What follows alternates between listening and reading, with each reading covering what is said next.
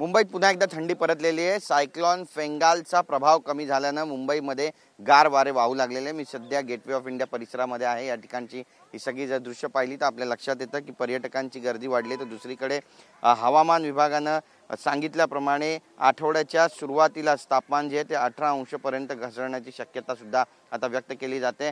काल रात्री शहरातील किमान तापमान 20.7 अंश सेल्सिअस पर्यंत घसरले।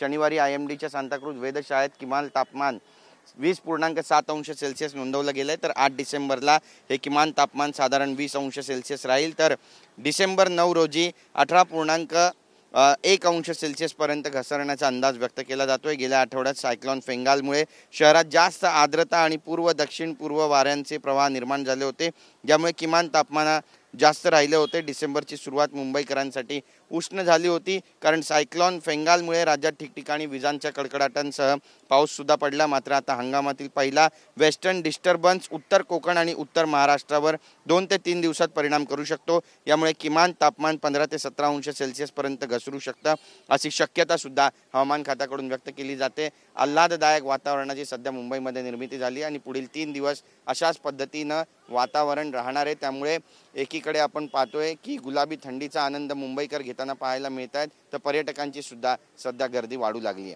कॅमेरा पर्सन योगेश गुरवसह गिरीश गायकवाड, TV9 मराठी, मुंबई।